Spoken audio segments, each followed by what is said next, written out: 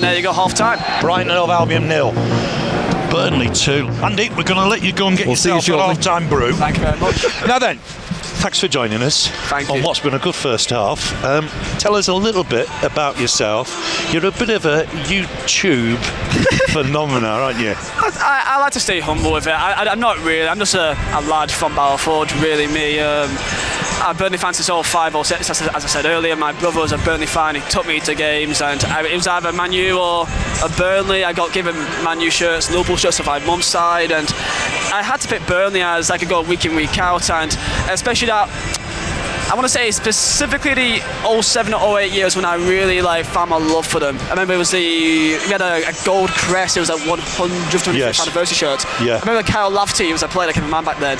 But growing up watching like James O'Connor, Andy Gray, of course Robbie Blake, thank you. Robbie Blake back in those days as well. And there's just something about it, just the feeling of something to look forward to, and that was very important for me growing up. So yes, yeah. I still can't. It was always a big part of my life. I lived away, sort of secondary school years away from Burnley, so I didn't see much in my sort of secondary youth. But it's a real good focus point, isn't it, in the week? I know Alistair Campbell talks about that. It's a way of focusing on the week ahead, looking forward to something, concentrating on something. It does help the mind, doesn't it? It's the tribalism, the escapism of it all, really. It's so important, and as I said earlier, it's not the result for me that really matters. It helps, of course, but just it's have you seen you celebrate those 2 goals? I think the result's pretty important. With the circumstances of today's game, of course it is. It's so big for us. Me. It's so big for us. So, I mean, was the 2008-2009 season a big one for you? When we went to the Championship playoff final, 61 games, Graham Alexander played in every one. Was that a big season for you? Yeah, I was at Wembley with my entire family. Were you? Sadly, I don't have much memory from that game. I don't know why. I got you were only a young lad, to be fair. I would have been, how would I be then? 11. For that season, what I remember the most was capital punishment. The yes, that's right. Yeah. I'll tell you, the first and only game I've ever cried at for Burnley was Pavlyuchenko in the semi-final against Spurs at home. Yeah. I've never seen atmosphere like it. And that game is what really set me to just make Burnley just my absolute passion, and I couldn't wait to get to the next game after that. I mean, it could so easily have gone Burnley's way that night. They came back, didn't they? 4-1 down in the first leg. Yes. Scored the 3 goals. A little bit unfairly that, away goals didn't count until after extra time. And I think we put so much into that 90 minutes, there was very little left. Yeah, I mean, no one expected anything in that game. I remember for that game I was with my dad. He never goes games. He's not really into football, but even that game he went absolutely mental, and it's hilarious because next to us, I remember there's been a few Spurs fans in the home end, and the amount of stick they got after that goal went in was brilliant. However, they got one up us in the end, but that's the only time because it felt so cheated. Yes, I think so. Yeah, we're so close, weren't we? And I think 1 or 2 of the players have talked about it, and Jay Rodriguez has said, well, it was the impetus to go on and get promoted. You felt that was the case. We were already doing well that year. I think we were around 7th or 6th. I think we finished the year in 6th, didn't we? Yeah. I think I remember beating Bristol City in the last game of that season, and I remember at the time, because as a young lad, the idea was being Burnley, not many opportunities to go to Wembley, so I felt like I would never see that chance ever again. And then fate has its way with things, and that year we ended up at Wembley and we got one over Sheffield United, and I think that's one of the most monumental seasons. I must say, going into that game, having won the semi-final, I thought Burnley were going to win it. I never at any stage did I think we weren't going to win that game. It feels like such a long time ago, doesn't it? It does. Like such a long time but ago. We wouldn't be here without that. It's a progression, isn't it? We definitely wouldn't be here now without that first promotion, the 61 game season. I mean, that year we were up against it. Remember that our side, on paper, didn't look like the best in one of the best in the league, and that's been our story ever since, really. Make the best of what we've got in some respects, don't we? Get absolute maximum out of everybody. And it's been like that ever since, and that's the Burnley way, and that's why I feel like so many people they love Burnley for that it's almost like kind of underdog story no matter where we go.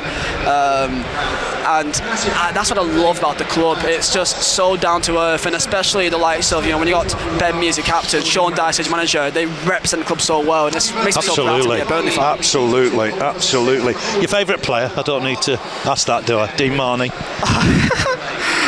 He was fantastic for us, wasn't he? Oh, I remember the time, going games, and there was like D-Money chants. Yeah, he was like a bit of a cult hit, wasn't he? Yeah, he was. Like, he was. He don't play for you, he plays for us. And I mean, he stayed with the gaffer, didn't he? By all accounts, signed an extension on lower terms, stayed with the club, and that came to fruit really in 2013-14 when him, Danny Ings, Sam Vokes, David Jones in midfield. Yeah, they were fantastic together. Left foot of David Jones, right foot of Dean Marney. They were fantastic together. The best part is to get the basics. Yes, absolutely. Absolutely. We brought players in on free transfers, Tom Eaton, Scott Harfield, and we just built from that, didn't we? And Vokes and Ings hit it off almost immediately, and we were a proper side. And Dean Marney was in the fulcrum of that.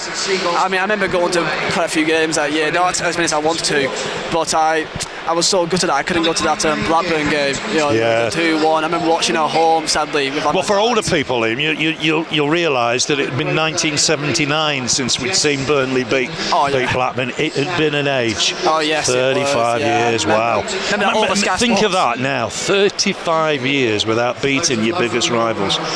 It's an entity almost, isn't it, in football terms? And the passion that day was just unbelievable. I mean, it was a great side, that 2013-14. And you're right, Dean Marney was a big part of it. And just see him occasionally on the training ground, and he looks like he could play tomorrow. With Dean Marney, of course, I've only met him once. He was a part of the channel, and people seem to love him. I didn't really mean it to be what it ended up being, like a massive part. Cult with my side big player for us. Big player for us. If for Burnley, but there's so many of those kind of players that just they had such a massive impact for the club and stayed with us for so many years. And you look at other clubs and you don't really see that as often. Just before the teams come back out, what have you got planned in the weeks ahead? For Burnley, for YouTube, for your followers. Come on. Let's into a secret. I mean, more personal side of things. I'm getting married this year. Yes, that's right. I knew that. We wish you well with that. Thank you very much. Got a little one living in Poland, and just enjoying life over there, and just seeing the world a bit, and just seeing what else is out there. And your little one, how's your little one? Oh, she's absolutely amazing. Brilliant. Of course, a Burnley fan. I've bought her home, away, and third kit with Lily in the back. So yeah, we've seen plenty of pictures. She's great forced, pictures. Absolutely forced to be Burnley. I don't care if she doesn't go games, as long as if someone asks her who you support, it's Burnley. That's all I care about, really. That's all. Good. Otherwise, she's at the house. Good. She's just choice and everything else, apart from who she supports. Yeah. Good on you. Excellent. Excellent. And that is it. What a big win for Burnley.